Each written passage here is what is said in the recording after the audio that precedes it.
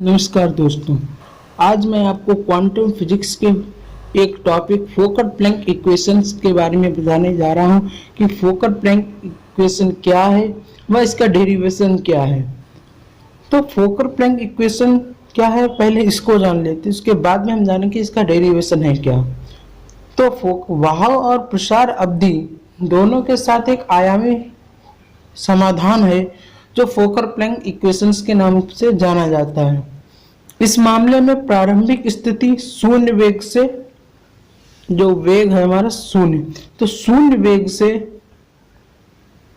दूर केंद्रित एक डीरेक डेल्टा फंक्शन होता है। जो डेल्टा फंक्शन वह होता है यादृच्छिक आवेगों के कारण समय के साथ वितरण चौड़ी होती जाती है। अगर ये हो गया फोकर प्लैंक इक्वेशंस के बारे में कि है क्या और कहाँ लागू होती है। लेकिन अगर हम बात करें इसके डेरिवेशन की, तो इसके डेरिवेशन को पढ़ने के लिए तीन चीजें बहुत जरूरी हैं। एक डेल्टा फंक्शन, दूसरा एसडीई यानी कि स्टोकेस्टिक डिफरेंशियल इक्वेशन, तीसरा इन्फिनिटेसिमल जनरेटर, इसे हम बोलते हैं इन्फिनिटेसिमल जनरेटर, और चौथा होता है कोलोमेगोरोव इक्वेशन। तो इनके बारे में तो चलिए हम शुरू करते हैं इसके डेरिवेशन की ओर। इसका डेरिवेशन किस प्रकार कर सकते हैं, लेकिन अगर आपको इन सब के बारे में डेल ऑपरेटर इसके बारे में मैं आपको पहले बता चुका हूं, और इनके बारे में जो एस डी है और इन्फिनिटेसिमल जनरेटर है इसके बारे में इस वीडियो में देख लेंगे। तो एक आयाम में डब्ल्यू और स्टोकेस्टिक डिफरेंशियल द्वारा वर्णित होता है। एक कोई आयाम है, इसमें हमने डब्ल्यू कोई चर लिया, और तथा जो इक्वेशन है एस डी ई यानी कि स्टोकेस्टिक डिफरेंशियल इक्वेशन, तो उसके द्वारा इक्वेशन को वर्णित करेंगे तो हमारा जो वैल्यू होती है वो होती है d x t is equal to mu x t comma t d t plus sigma x t comma t d डब्ल्यू टी। ये इक्वेशंस आती है। अब बहाव के साथ mu x t upon t upon two और प्रसार गुणांक d x t comma t is equal to sigma square x t comma t upon two. ये अपॉन केवल इतने के ऊपर है, d x t comma t is equal to sigma square x t upon t upon two comma t upon two. तो ये संभावना घनत्व है प्रसार गुणांक के लिए। तो इसके लिए हम फोकर प्लैंक समीकरण पी एक्स टी जो यादृच्छिक है उसका एक चर लेते हैं एक्स टी। इस चर के द्वारा हम इस इक्वेशंस जो कि एक संभावना घनत्व प्रसार गुणांक है तथा यह बहाव के साथ एक संभावना है, उसके लिए वर्णित है ये इक्वेशन। जो इक्वेशन वह है एस डी ई, जिसे हम स्टोकेस्टिक डिफरेंशियल इक्वेशंस कहते हैं। अब बात करते हैं कि इन फोकर प्लैंक इक्वेशन कि इसको हम किस प्रकार, तो इसी समीकरण का प्रयोग करके हम उसको ज्ञात करते हैं। तो अब अगर यादृच्छिक चर एक्स टी तथा p x t Fokker Planck equations का रूप में लेते हैं तो हमें जो इक्वेशन प्राप्त होती है वो इक्वेशन है del upon del t p x comma t is equal to minus del upon del x mu x comma t p x comma t plus del square upon del x square d x comma t p x comma t. हमें ये equation प्राप्त होती है हमें फोकर Planck equation के लिए। अब हम S D E stochastic differential equation तथा फोकर प्लैंक इक्वेशन के बीच तुलनात्मक लिंक लेते हैं तो वो बनता है sigma is equal to under root two d. अब हम यहाँ पे इन्फिनिटेसिमल जनरेटर, इसको हम बोलते हैं इन्फिनिटेसिमल जनरेटर, तो इसका उपयोग करते हैं। ये है क्या, ये आपको बीएससी में पढ़ने को मिलेंगे। जनरेटर है, ऑपरेटर है,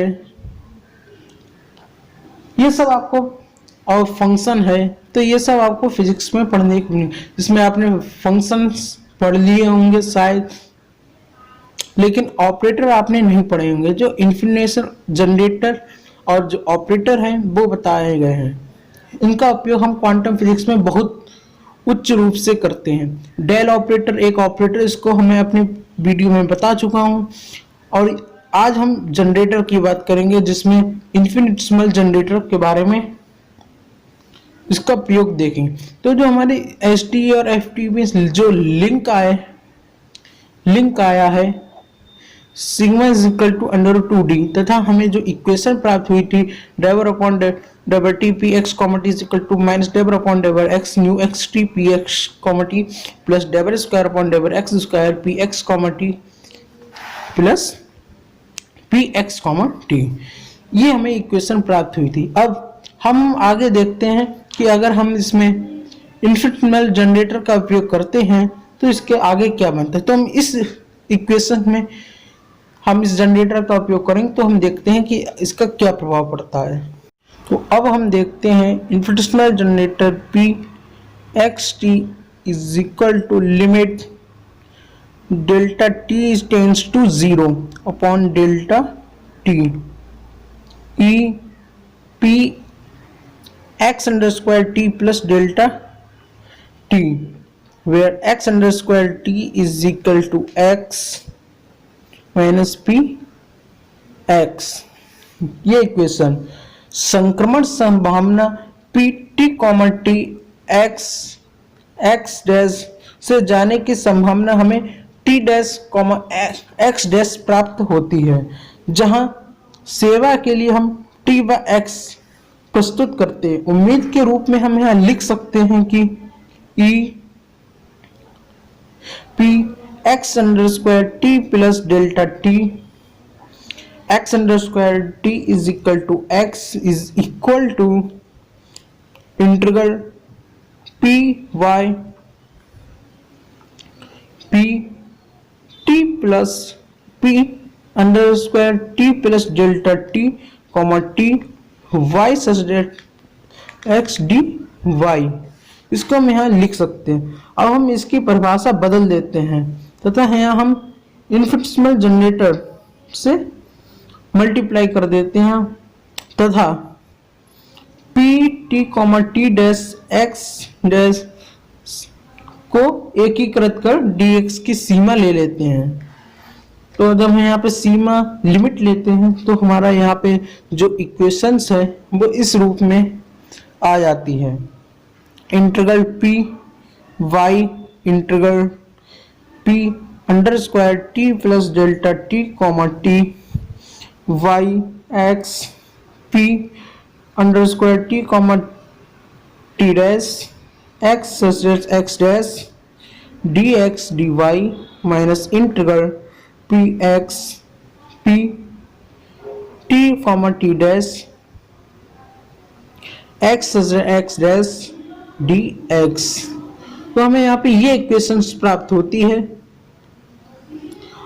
लेकिन ध्यान देने वाली बात है यहाँ पे कि इंटीग्रल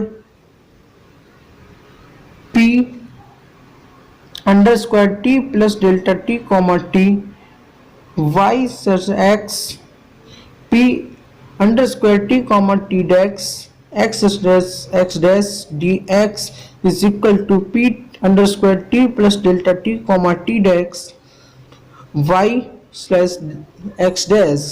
तो ये जो चैपमैन कोलमेगोरे प्रमेय है, डमी चर को बदलना y और सेवा x एक हो जाए, यानी कि जो डमी चर y है इसे हम डमी चर बोलते हैं, तो x है वह एक हेल्प मीन्स सेवा है। सेवा का मतलब यहाँ से किसी की सेवा करने से नहीं है, यानी कि इसे हम हेल्पर के लिए बोल देते हैं। मात्र एक ऑपरेटर जो कि एक हेल्प के लिए प्रयोग किए जाते हैं, इनका कोई उपयोग नहीं होता, लेकिन इक्वेशंस को बनाने के लिए इनका प्रयोग किया जाता है तथा बाद में छोड़ दिया जाता है। जैसे आम बहुत के हम कहते हैं कि जैसे माना किसी की आयु x, तो वो x के रूप में जैसे हम सेवा हेल्पर कहते हैं तथा ये y एक डमी चर है। तो हमें ये इक्वेशन प्राप्त होती है। एक जी जो हमारी जो इक्वेशन हमें प्राप्त हुई है वह चैपमैन कोलमेगोरोव प्रमेय है। चैपमैन कोलमोगोरोव प्रमेय,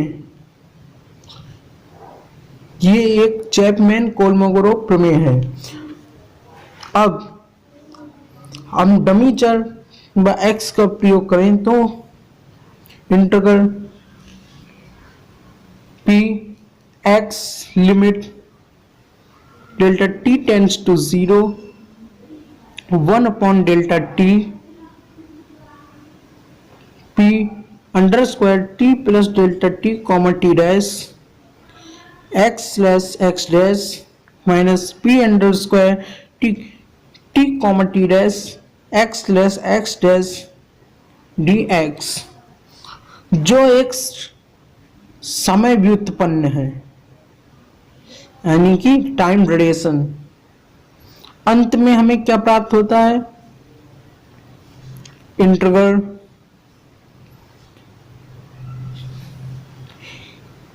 infinitesimal generator p x p underscore t comma t dash x slash x dash dx is equal to integral p x double t p t comma t dash, ये underscore में है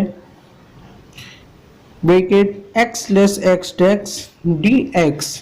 अंत में हमें ये equations प्राप्त होती है। यहाँ से कोलमोगोरोव पिछले समीकरण को घटाया जा सकता है। यदि हम इसके बजाय सहायक ऑपरेटर का प्रयोग करें तो हम इसको बहुत आसानी से हल कर सकते हैं। अब सहायक ऑपरेटर जैसे कि हमने अभी आपको इन्फिनिटेसिमल जनरेटर, इसी प्रकार से एक सहायक ऑपरेटर ये होता है, इसे भी इन्फिनिटेसिमल जनरेटर ही बोलते हैं। एक ये और दूसरा ये। ध्यान देंगे जो टी और टी इनमें डिफरेंस होता है, इसको हम थोड़ा डार्क लिखते हैं, इसको हम थोड़ा हल्का लिखे तो हम इनका, जिसे हम बोलते हैं हेल्प ऑपरेटर, सहायक ऑपरेटर। तो सहायक ऑपरेटर का उपयोग करेंगे तथा इस इक्वेशंस को हम आगे सॉल्व करेंगे। तो आगे अब हम देखते हैं कि integral infinitesimal generator p x p underscore t comma t dash x slash x dash dx is equal to integral p x infinitesimal generator p t comma t dash x slash x dash dx। ये एक helper infinitesimal generator है। जो अभी हमने आपको help operator कहा था, ये वही उसी का प्रयोग किया गया। फिर हम एक कोलमोगोरोव फॉरवर्ड समीकरण और FPE पर पहुंचते हैं। कोलमोगोरोव फॉरवर्ड इक्वेशन तथा फोकर प्लैंक इक्वेशन पर पहुंचते हैं जो संकेतन को सरल बनाता है। तो px, t बराबर pt under square t, t dash x slash x dash अपने विभेदक रूप में पढ़ता है, यानी कि हम उसको विभेद करेंगे तो हमें क्या प्राप्त होता है। अब हम उसको देखते हैं कि इसको सॉल्व करने पर हमें कौन सी इक्वेशंस प्राप्त होती है तथा इसका विभेदन हम किस प्रकार कर सकते हैं। तो हम देखते हैं कि infinitesimal generator helper generator p x comma t is equal to del t p x comma t, तो ये प्राप्त होता है। स्पष्ट रूप से परिभाषित करने के मुद्दे पर रहता है कि इन्फिनिटेसिमल जनरेटर एक इटमा के लेम्मा के विभिन्न रूप की अपेक्षा को लेते हुए किया जा सकता है, यानी कि ई p x under square t is equal to p x under x naught plus E integral 0 to t del t plus nu del z plus sigma square upon 2 del z 2 p x x under square t d t dash. ये equation हमें प्राप्त होती है। ये पूरी एक line की equation है। एक लाइन में आनी पाई, 2 लाइन में लिखनी पड़ी, तो हमें ये इक्वेशन प्राप्त होती है इटमाके लेम्बे के प्रयोग के द्वारा। dw_t को मॉर्टिकल संपत्ति के कारण गायब हो गया, जो हमने यहाँ पे शुरुआत में dw_t का उपयोग किया था, वह मॉर्टिकल संपत्ति के कारण गायब हो गया। फिर एक क्षण के लिए एक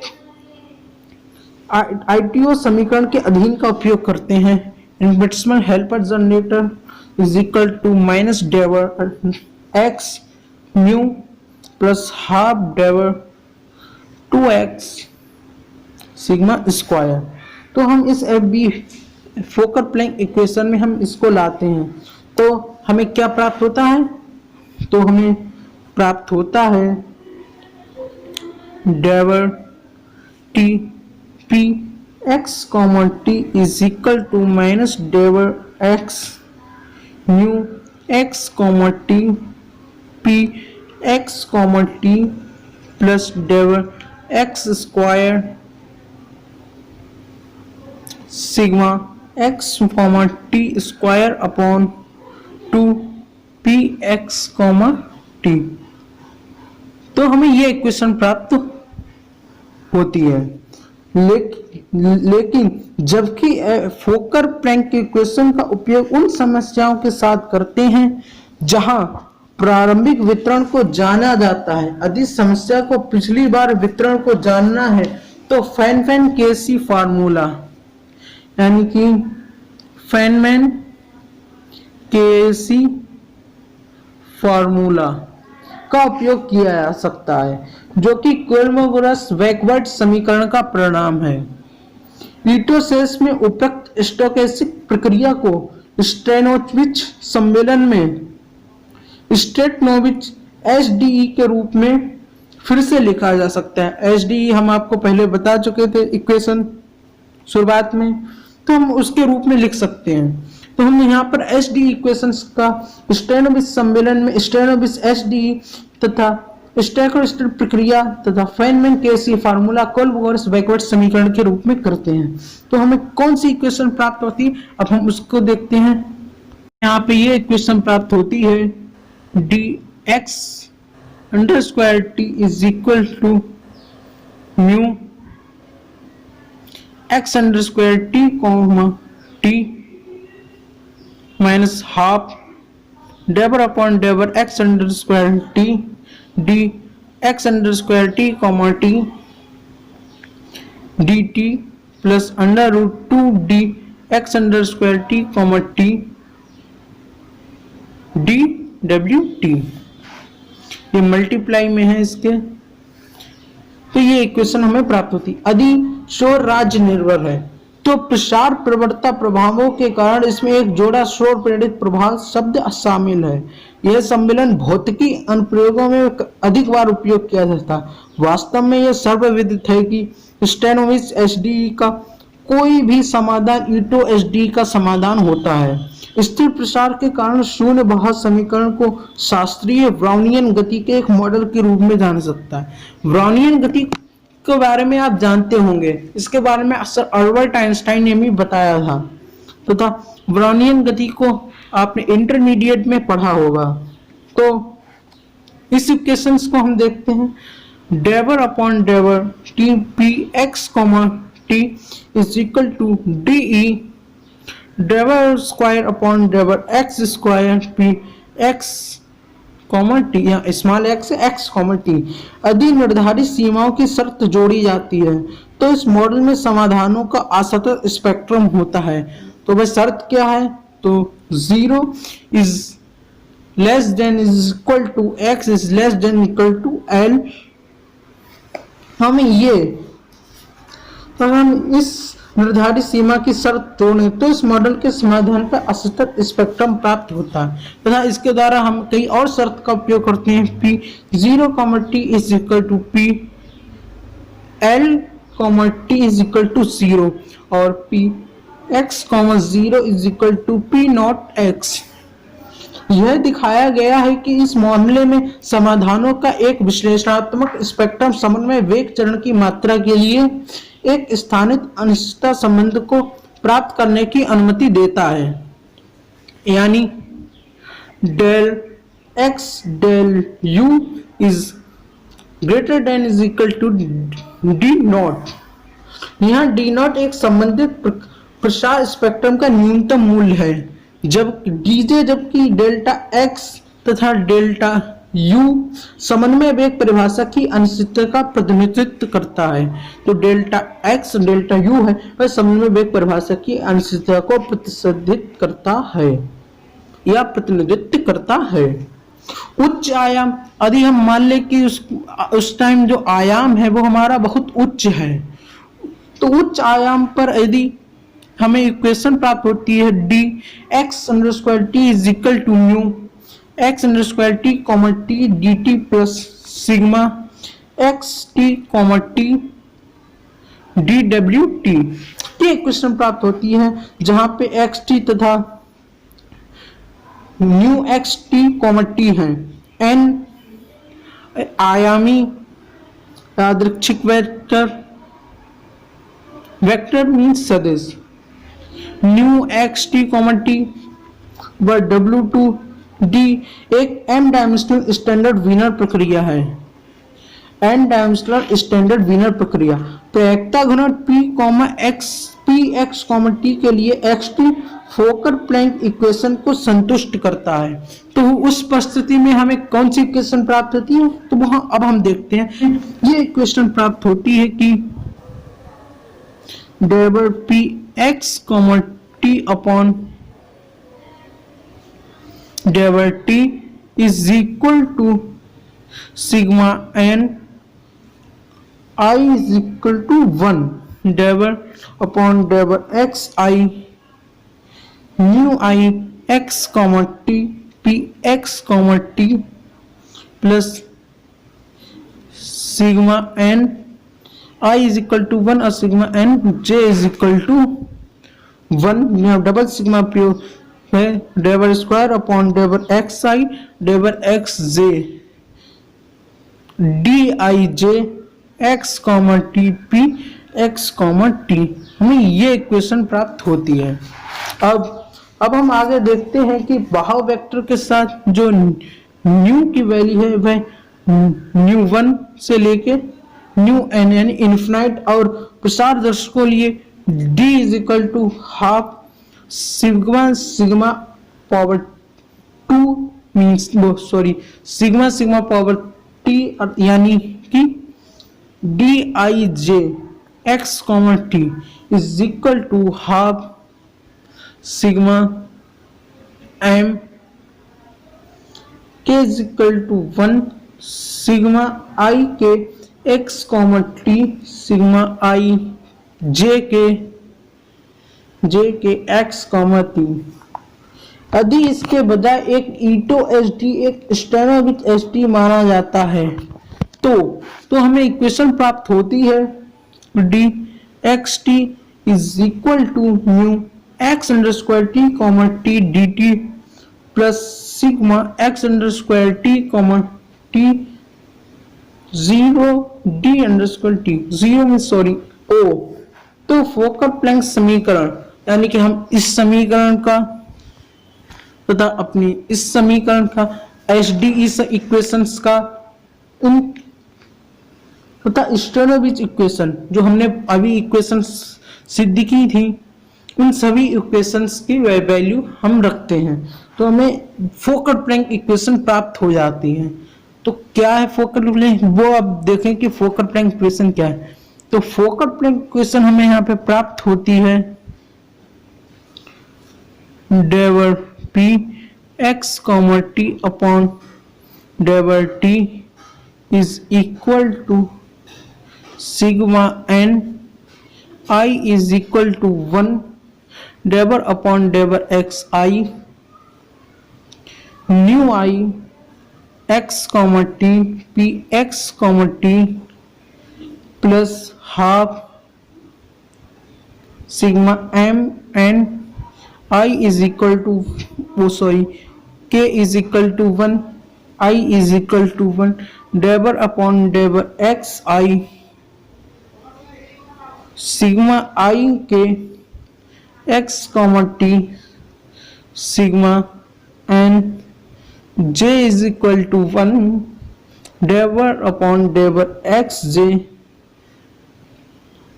bracket sigma i k x comma t p x comma t.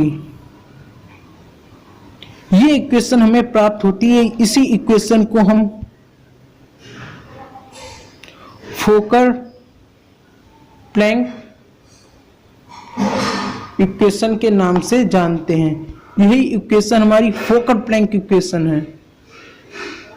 तो आज की वीडियो के लिए इतना ही। अगर आपको ये वीडियो अच्छी लगी तो लाइक कीजिए, शेयर कीजिए तथा हमारे यूट्यूब चैनल को सब्सक्राइब कीजिए। Thank you.